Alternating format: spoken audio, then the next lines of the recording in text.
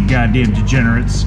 We're back. We've got another video on the truck, which you can hear warming up because I don't want to start it up, drive it in, and shut it down. I kind of want to get the juices flowing, as it were. So what we're doing, we're installing this, a transpo voltage regulator that goes onto your alternator and supposedly does a whole lot of nice things, which I'll cut what it does.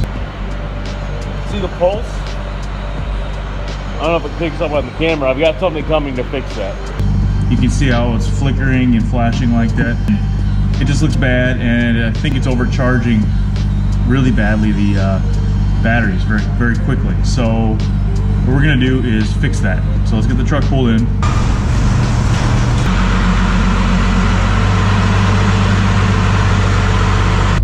See that?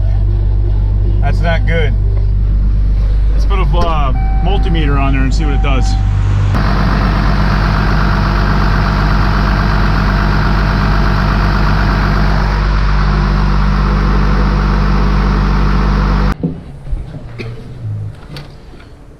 So it's super easy, just gotta take the alternator out, but first disconnect the negative power terminals.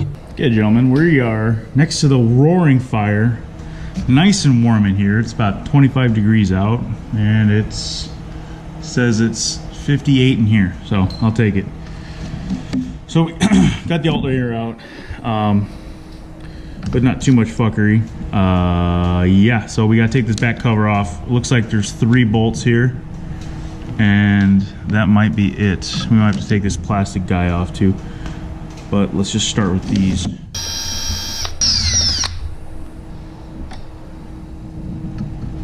And it looks like this has got to come off. How do you work? You just come off? I'm not pry nothing.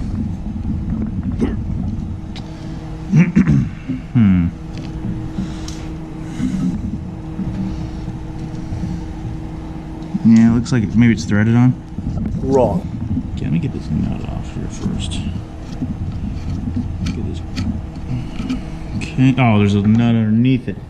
Sneaky bastards. Alright. Okay, we got the damn thing off. Easy peasy. There was a flange nut, a copper flange nut on the bottom side of this guy. So that's off. And per the diagram, I'll throw it up on the screen. This little hole here, it's just a mounting point for here. So what we're gonna do is loosen him, except the screw's already stripped. Why are you stripped? Oh my god. Alright. Okay, we've got it installed. That was easy. Just put the red positive there and the ground here, and then these guys, they give you 2 ways honestly to route it. You can route it in mine, which is a 94 style. There's this little bit here that's stamped outwards, and that's allowing, if you so chose, to run the wires right here out. But you can also you can cut this thing away, and then you can run the wires inside the cover, and that would make it much cleaner. So that's what I'm gonna do. I'm just gonna nip these down, file them down, and then wrap this in electrical tape, make sure there's no rubbing, and then we're good. And then we're gonna reinstall. It's all buttoned up. I opted to cut just a little bit more out, that way there'd be no rubbing on the case, and I added more shrink wrap.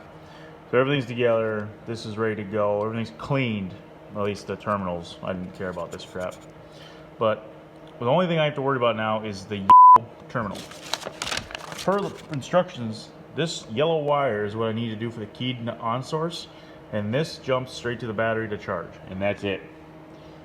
But we've got to clean up some wiring, because when I put this truck together, I just look. Yeah. So I had a relay going to the regulator, the original Mopar version, and that was in order to stop the pulsing issue. And it worked for a little bit, but I think something went south grounding wise or something, and I've been putting this off for way too long. So I'm going to clean up all this nasty bird's nest and try to get everything presentable-ish, and we'll be back, and then we'll figure out how we're going to put everything back together.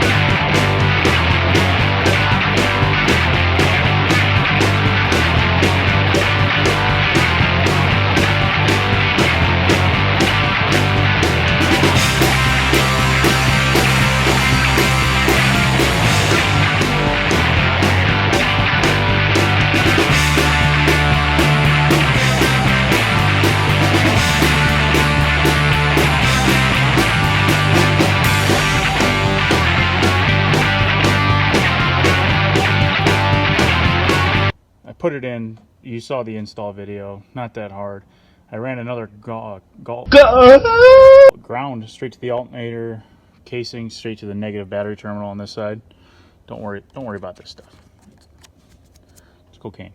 Ran new ground, and I used the same trigger wire that was keyed switch for the orange terminal. And let's crank it up and see what we have for voltage.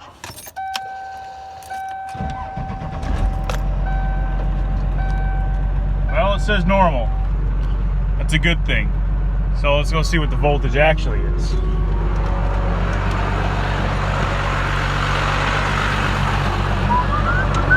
Probably should do that.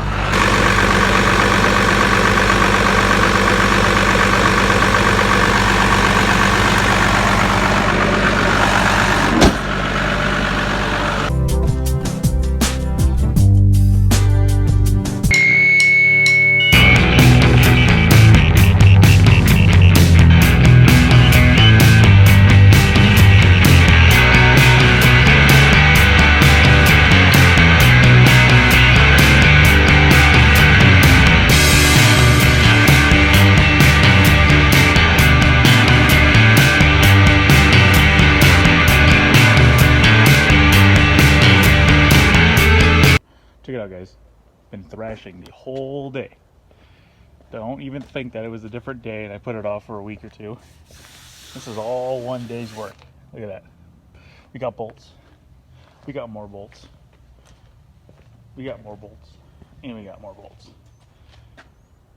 It looks freaking awesome. So what we're gonna do now is treat the deck. And of course, we're gonna go with the EPA approved method of doing that. You probably can't see that.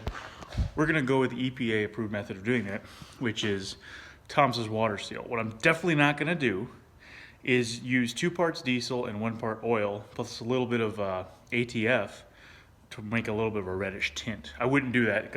I do not recommend that. I'm not doing it. This is just me warning you, don't ever do that. Use Thompson's water seal or some similar product.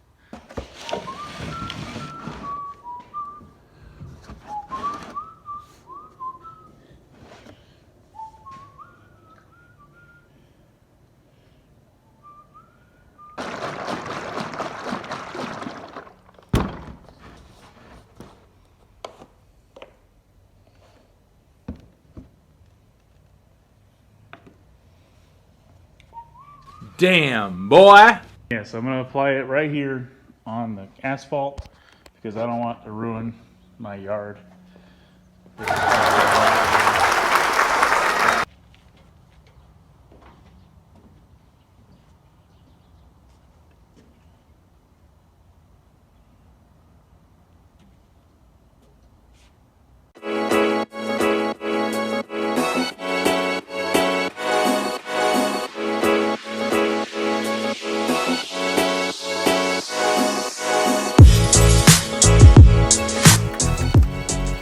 So yeah, we'll see what that does. We'll let it soak in, and then we'll apply 2 more coats in a couple days, every couple days. It's supposed to rain the next day, 2 days or something, so we'll see if that's worth anything. Driveways, whatever, it's driveway, that's what it's for. This is a shot. Another thing I made, it's kind of cool. This is how I did the handle holder dealio. Just like a conduit pipe deal, and I had this lawnmower hitch pin, like spring clamp pin, so it ain't rattling off and flying down the road or something. So that's cool. That's it. It's easy as that. Not much to it, guys. All right, my balls are chapped. I've been working all day. That's the video. We got the deck, trailer decked and waterproofed somewhat, and we got the Cummins to charge at the voltage I need it to. So we're one step closer to this big trip, 6-hour trip one way. We'll see what's next. Probably just more coats of shit on the deck, trailer sauce, but we don't have to worry about that. So until next time, guys, stay safe, stay out of trouble, and raise hell and praise Dale.